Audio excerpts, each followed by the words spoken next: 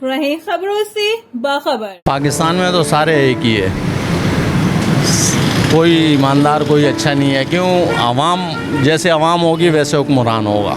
अवामी leader नहीं है, चेहरे नहीं, निज़ाम को बदलो। भुट्टो का दौर था ना, बेनजीर का, वो सही था, बाकी सारे डाकू है। आवाम के लिए कौन सा बेहतर लीडर है? सर जी मेरे ख्याल में तो कोई भी बेहतर नहीं है इन तीनों में। सारी पॉलिटिकल पार्टीज आती है चली जाती है, कराची का हाल वहीं का वहीं रहता है, उससे खराब ही हो जाता है। तो कोई काबिल नहीं है, समझ गए ना, वही है, चोर गए डाकू आ गए, वही साहब है, कोई आवाम के लिए कुछ भी नहीं है भाई।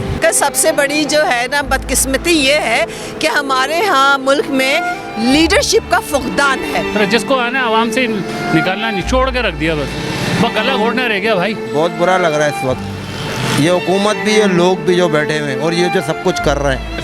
अल्लाह गुजारा कर रहे हैं हम लोग का, अल्लाह का गफूर रहीम है। जो आया उसने सारा सत्यानाश ही किया, अभी तक किसी ने अच्छा नहीं किया है। इतनी महंगाई होगी तो क्या करेंगे इंसान, भूख से मर जाएंगे, भूख से मर जाएंगे, भूख से मर जाएंगे, और क्या करेंगे। सरकार को कुछ सोच होना चाहिए कि पाकिस्तान के अंदर कुछ गरीब भी है।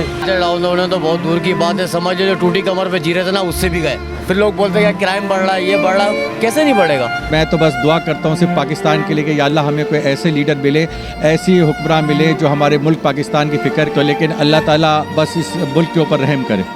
अब अल्लाह याद।